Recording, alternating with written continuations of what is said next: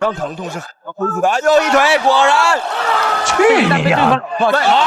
韩国拳王金世基之前被死神方便一记重拳扣，那场面就跟狠狠扇了韩国拳坛一耳光似的，把他们的面子丢得一干二净。韩国拳坛气坏了，为了找回场子，接连派高手跑到中国来挑事，明摆着就是故意找茬，想搅黄中国拳坛蒸蒸日上的发展势头。打头阵的是韩国小泡菜金和泰，别瞧他年纪轻，可不容小视。在韩国本土的65公斤级赛事里，他一路过关斩将，拿冠军拿到手软，是个实打实的新锐猛将。韩国拳坛大佬把他当成秘密武器，下血本给他配上顶尖的训练设备，超专业的教练团队，就盼着他能在中国拳坛大出风头，登上冠军宝座。金和泰满心期待的来到中国，自认为能把中国拳手打得屁滚尿流，咱赛事主办方哪能由着他乱来，立马派出正值职业生涯巅峰，有着中华第一逐渐美称的张春雨。张春雨实力那是杠杠的，以前跟泰拳王子波球大战4个回合都不落下风，在拳坛名气大得很。他对上金和泰赢面可不小，毕竟赛场外还有一大帮拳迷眼巴巴瞅着，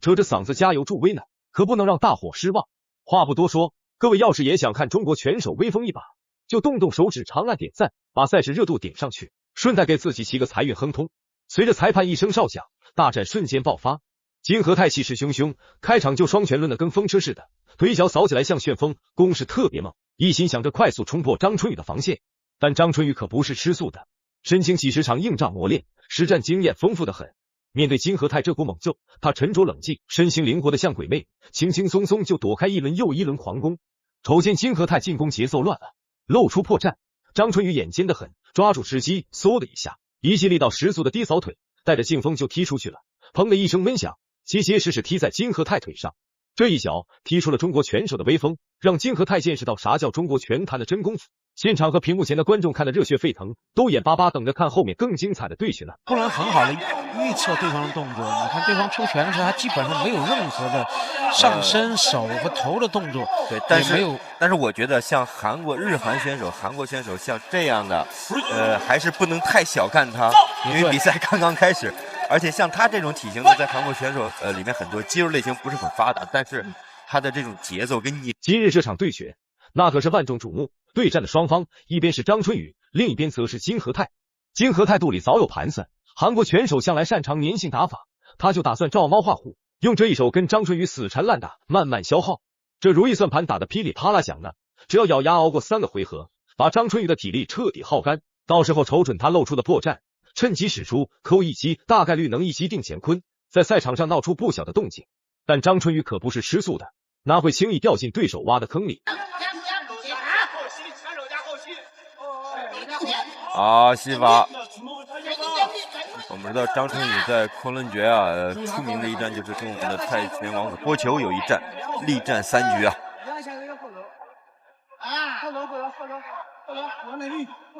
张春雨这次打得非常聪明，一直在用前手控制，一直在前手的一个平握很重。搏击这项运动可不是单纯较量谁更近的助走，谁的力气更大，关键的看谁拳法耍的精妙，能把台下观众看得热血沸腾，直呼过瘾。讲真，金和泰这人属实太抗打了。就拿张春雨来说吧，好几次挥出的重拳又准又狠，结结实实砸在对手脑袋上，换做旁人估计早趴下了。可金和泰愣是厉害，每次都能在眨眼间调整好状态，接着又粘上张春雨，跟个甩不掉的橡皮糖似的。看了2秒之后，马上进行一个读秒，那个低扫是非常的重啊。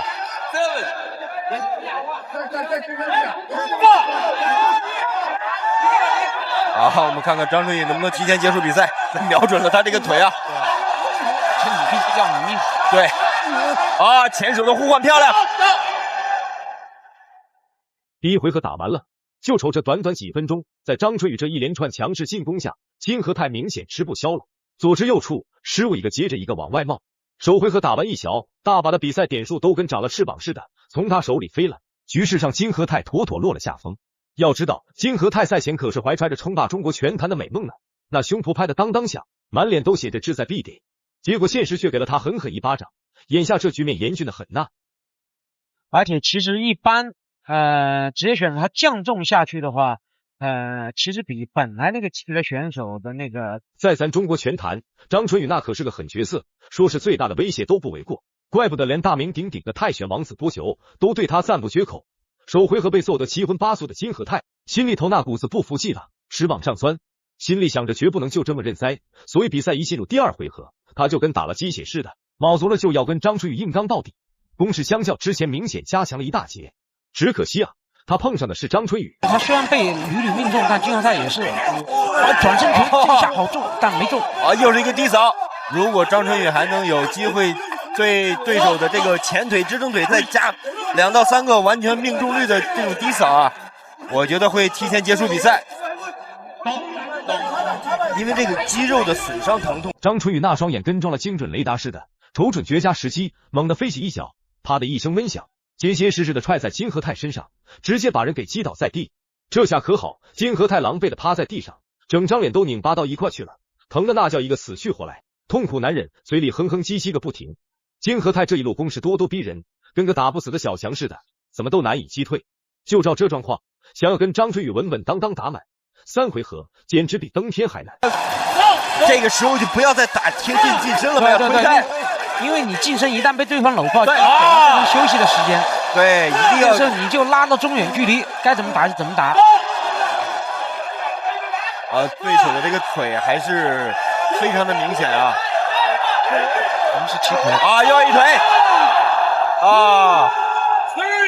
我估计很难再站起来了。最后比赛结果公布出来了，张春雨凭借着自己实打实的本事，顺顺利利赢下了这场比赛的最终胜利。那大家觉得张春雨在本场比赛里的表现咋样？咱们一起讨论讨论。好了，这期就到这儿了，咱们下期再见。